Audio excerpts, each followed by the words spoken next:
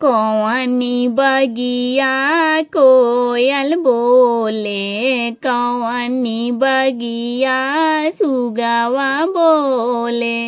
अरे कौनी बगिया बोलले सुंदर दुल्हा मानवा उदास कइले। अरे कौनी बगिया बोलले सुंदर दुल्हा मानवा उदास कइले।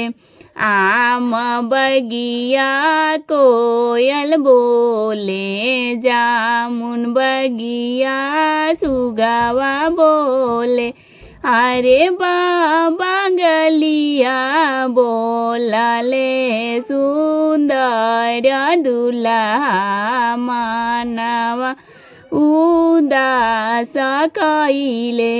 अरे पापा गलिया बोलले सुंदर दुल्हा मानवा उदास कइले।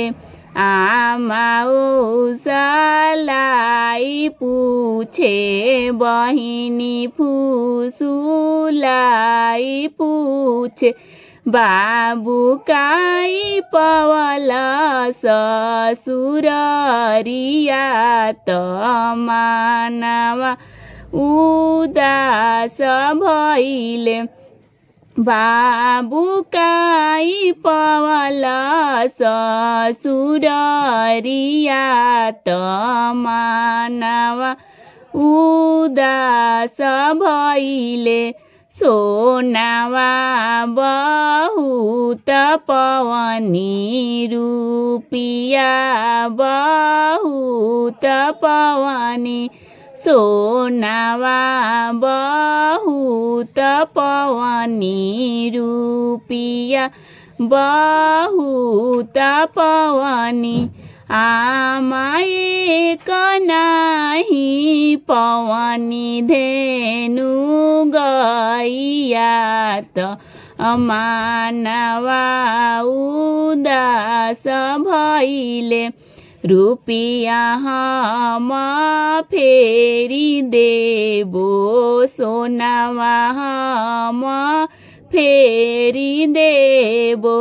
बाबू करि देबो दूसर बियाह, जहाँ रे धेनु गैया पाइबो। बाबू करि देबो दूसर बियाह, जहाँ रे धेनु गैया पाइबो। रुपिया हम नाही फेरबो, ओ सोनावा हम नाही फेरबो। आमा नाही करबो दूसर बियाह, नगरिया लोग ताना मरिहे। आमा नाही करबो दूसर बियाह, नगरिया लोग ताना मरिहे। कौनी बगिया कोयल बोले, कौनी बगिया सुगवा बोले।